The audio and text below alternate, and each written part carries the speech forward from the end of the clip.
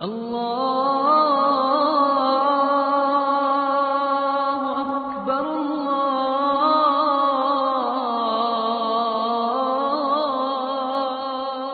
اکبر۔ اولاد کی تربیت کے جو اجزاء تھے وہ 4-5 ہیں، یعنی ماں باپ، استاد معلمین، ممبر و محراب اور معاشرے کے تمام افراد۔ لیکن معاشرے نے دستبرداری کا اعلان کر دیا۔ لوگ کہتے ہیں جی کسی کو کہنے کا دور ہی نہیں رہا۔ یہ بات سننے کو ملتی ہے نا، کسی کو کہنے کا دور۔ آج کل تے اپنے پتر نہیں مانتے جی، کسی نے کیوں کہیے، ہم کیوں برا بنے۔ تو معاشرے نے جو ہے وہ دستبرداری کا اعلان کر دیا۔ سکولوں میں، کالجوں میں، یونیورسٹیوں میں استاد، پروفیسر وہ بھی کہتے ہیں جی بس وہ تو ہمارے پاس آ کے پیریڈ پڑھ لیں تو یہ بڑی غنیمت ہے، آج کوئی دور ہے کسی کو بات کرنے کا۔ تربیت سے انہوں نے بھی ہاتھ اٹھا لیا۔ مسجد و محراب کے ممبر، انہوں نے بھی دیگر موضوعات اختیار کر لیے اور انہوں نے تربیتی امر یہ بھی چھوڑ دیا۔ رہ گئے اب ماں باپ۔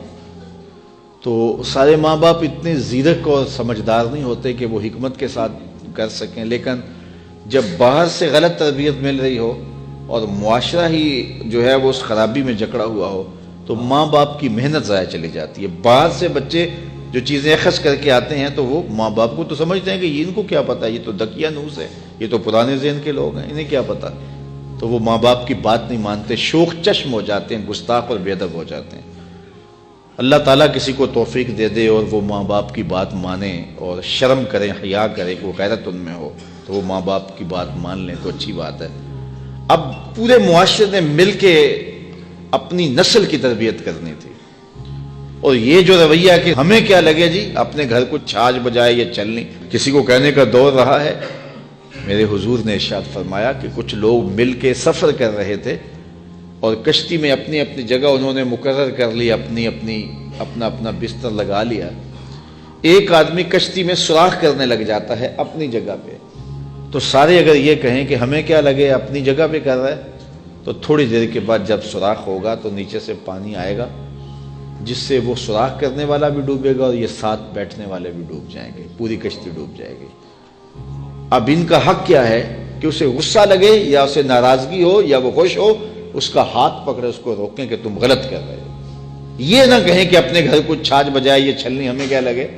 تو اگر اس کو آزادی دے دیتے ہیں، اس کو چھوڑ دیتے ہیں اور اس ڈر سے کہ یہ آگے سے الجھے گا تو ہم کیوں اس کو کہیں، تو وہ سوراخ کرے گا تو پوری کشتی ڈوب جائے گی۔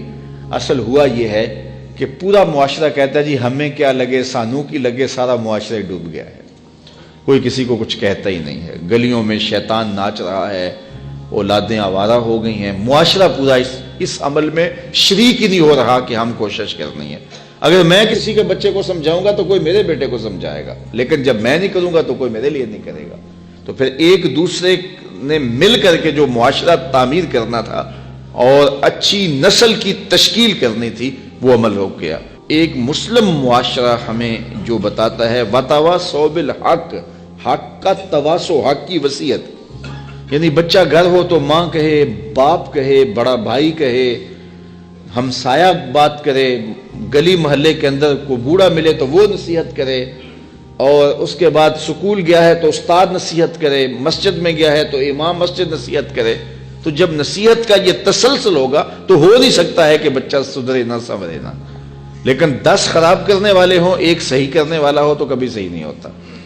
تو یہ اللہ تعالیٰ چاہے اس کی کرم نوازی سے، ورنہ ممکن نہیں ہے۔ تو ان کی جسمانی نشت کے لیے، ان کی اخلاقی تربیت کے لیے، ان کے قول و فعل اور ان کے عمل، ان کے رویوں پر ماں باپ کو غور کرنا چاہیے۔